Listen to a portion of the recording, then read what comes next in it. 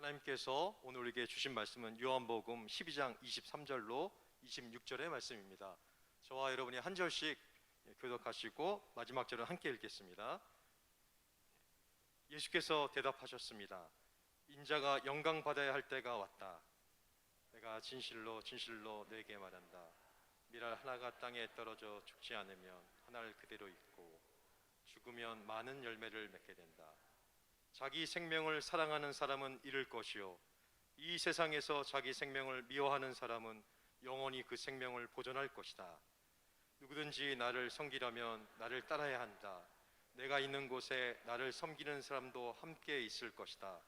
누구든지 나를 섬기면 내 아버지께서 그를 귀하게 여기실 것이다. 이천 선교 본부장으로 섬기고 계신 김홍주 목사님께서 하늘의 미랄의 기적이라는 말씀으로 말씀 전해 주시겠습니다. 할렐루야. 우리 지난 4개월 동안 코로나로 인해서 굉장히 어려운 환경이었는데 사실 온라인으로 장기 선교사 훈련을 이렇게 한 것은 초유의 일인데 잘 마치신 우리 오썸 31기 우리 수료생들 여러분 진심으로 축복하고 축하를 드립니다.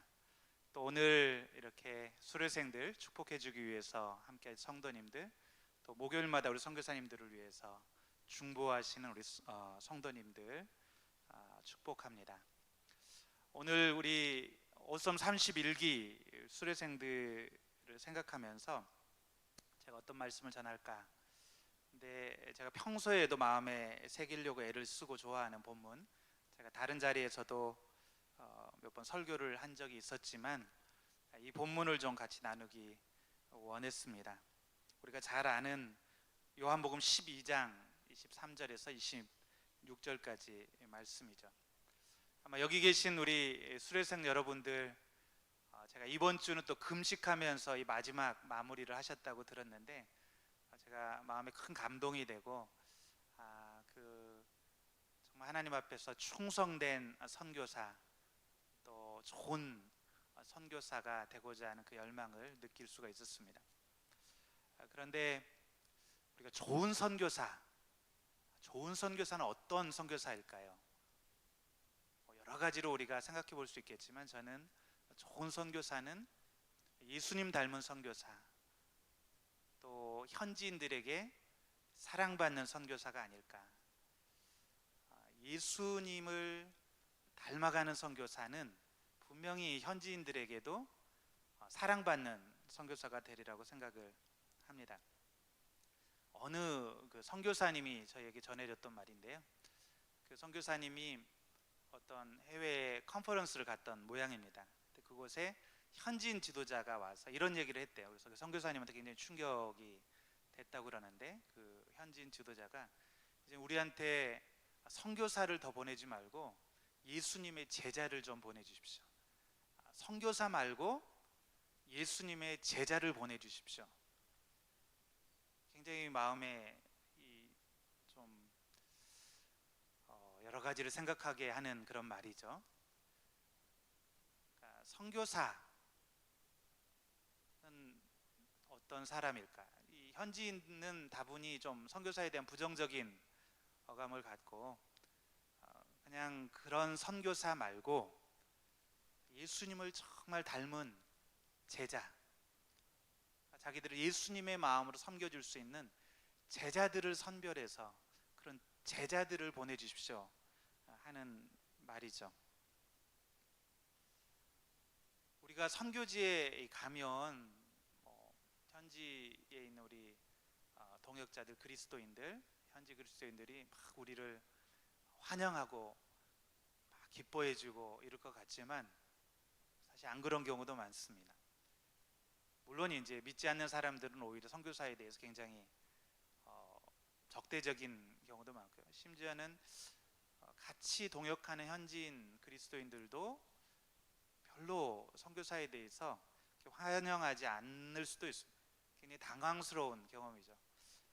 제가 이제 선교지에 갔습니다. 저도 오랫동안 선교사가 되기를 원했고 많은 준비를 하고 정말 좋은 선교사가 되고 싶은 마음으로, 그래도 복음이 가장 필요하다고 생각되는 곳을 가서 제 나름대로는 이제 배웠던 것들을 적용해서 내가 주도하지 않고 현지인들을 겸손하게 섬기고 동역하고 뭐 여러 그래서 현지인들을 잘 섬기는 마음으로 같이 동역을 시작했는데, 근데 은근히 현지인들이 뭐 사실은 뭐 직접 얘기를 한 사람도 있고 저 이 선교사에 대해서 기대감이 별로 없는 거예요.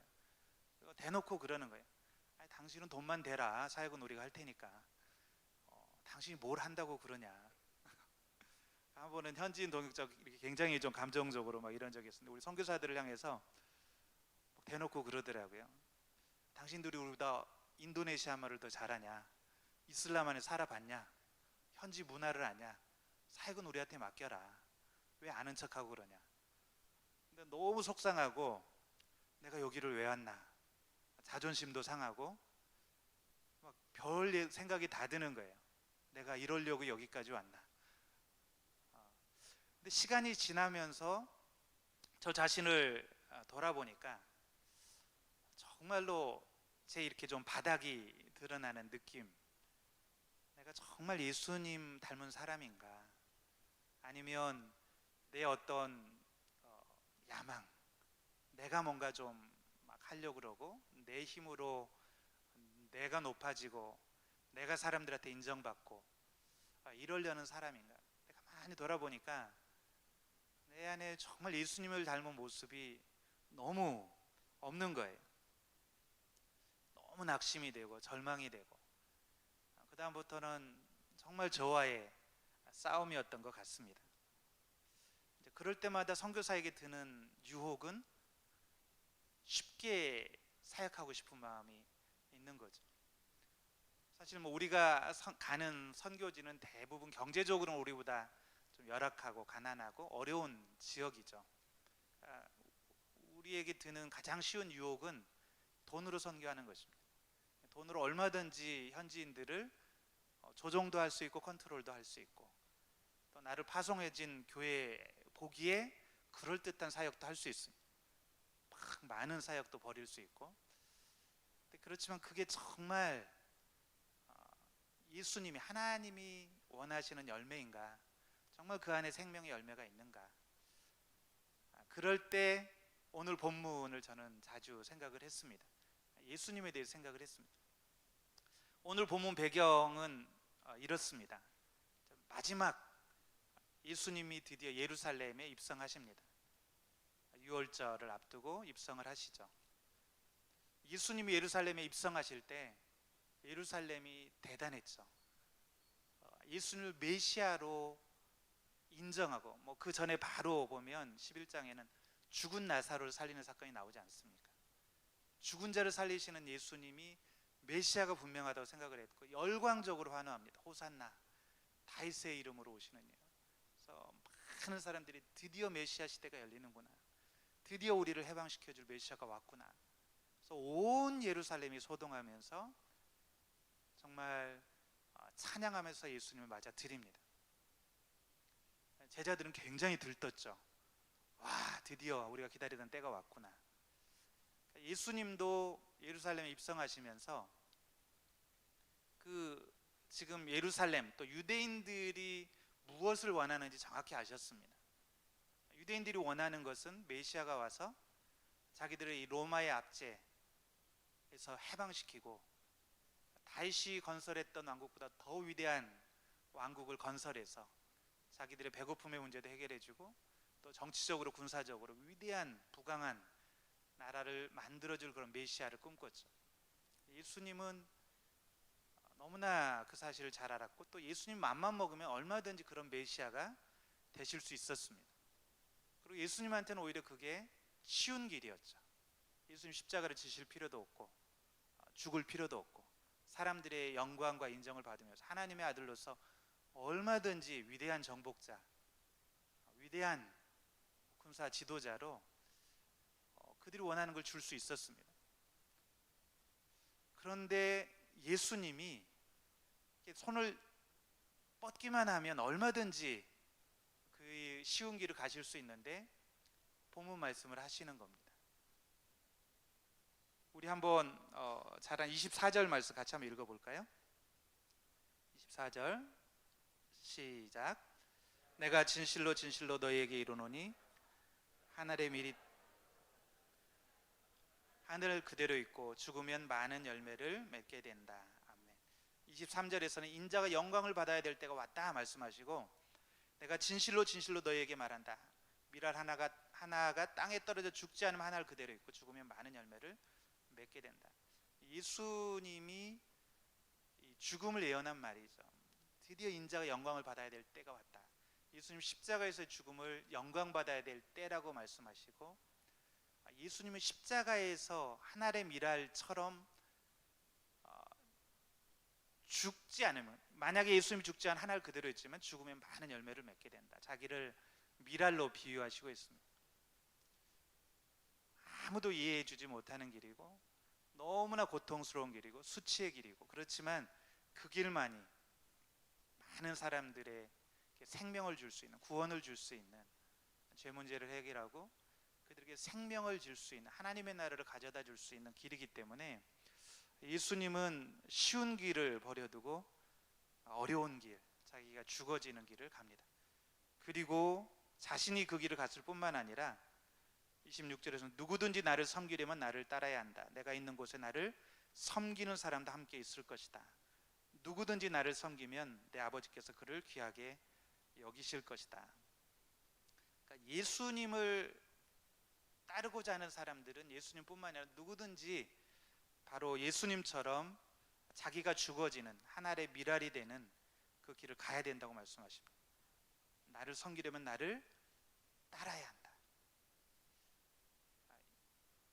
여기에 우리 선교의 비밀이 있다고 믿습니다. 다른 방법은 없습니다. 다른 길은 없습니다.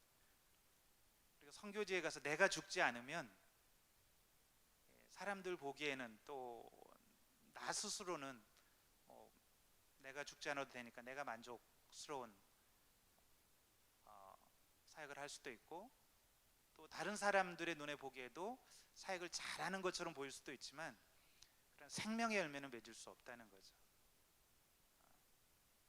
내가 하늘의 밀알이 돼서 땅에 떨어져 죽어야만 많은 열매를 맺게 된다. 이 방법밖에 없는 것 같습니다. 정말 우리가, 여러분들이 이제 선교사로 헌신해서 좋은 선교사가 되고자 한다면 다른 길이 없습니다. 아마 현장에 가시면 분명히 선택의 순간이 올 겁니다. 우리는 압니다. 그러니까 다른 사람은 몰라도 쉬운 길, 넓은 길이 있고 좁은 길이 있을 수 있어요. 선택해야 될 때 어떤 길을 선택할 것인가. 제가 저희 후임 선교사님 올 때마다 이런 얘기 자주 했던 기억이 나요. 우리 진검승부합시다. 진검승부합시다. 이 말은 두 길이 있는데, 얼마든지 우리가 막 겉으로 보이게 그럴듯한 사역할 수 있는 길이 있고 쉬운 길이 있고, 어쨌든 우리는 잘 사는 나라에서 왔고 후원을 받기 때문에 얼마든지 현지인들이 없는 것 가지고 현지인들 조종하면서 사역할 수 있는데, 그러지 말고 정말로 이 복음의 능력으로, 또 우리의 인격으로, 진정성으로, 사랑으로 이분들의 마음을 얻기까지 정말 어렵더라고요. 그분들이 선교사한테 마음 열어주는데, 모르겠습니다. 다 열었는지도 모르겠어요. 제가 10년 있었는데 조금 마음을 열어준 것 같아요. 조금 인정해 주는 것 같아요. 선교사도 괜찮네, 이 정도. 선교사도 할 수 있네. 여전히 본인들이 더 잘한다고 생각을 하지만 그래도 기뻤습니다. 이제 여러분들이 아직 한 과정이 더 남아 있습니다. 허입 심사가 있고 파송을 받으면 선교사라는 타이틀을 얻게 되는데, 이 타이틀이 좋은 선교사를 만들어주는 것 같지는 않습니다.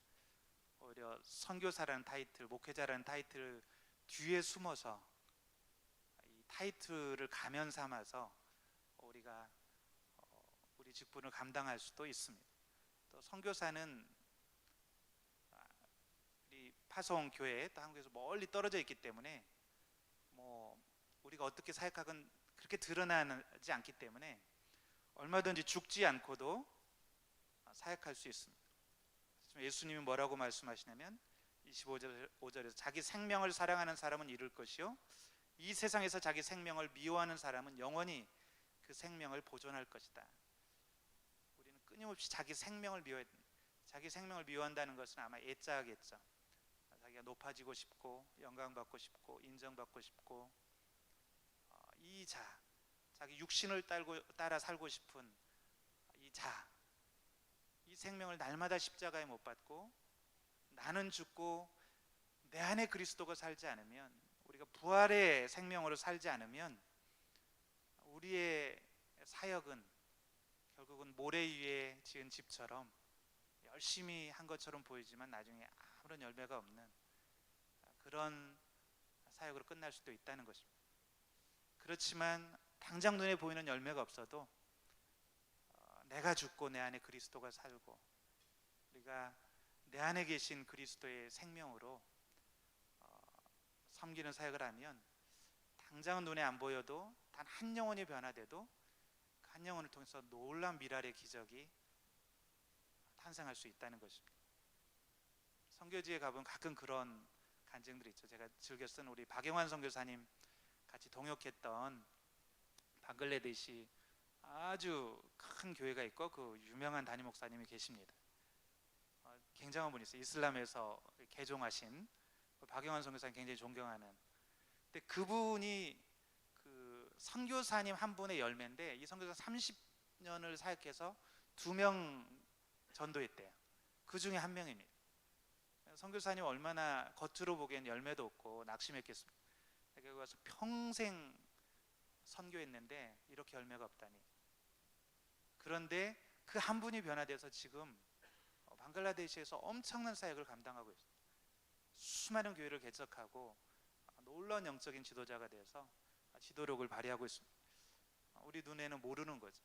그렇지만 정말로 우리가 복음을 가슴에 품고 하늘의 땅에 떨어져 썩어지는 미랄의 사역을 하면 하나님께서 이런 놀라운 기적의 역사를 베풀어 주실 줄 믿습니다.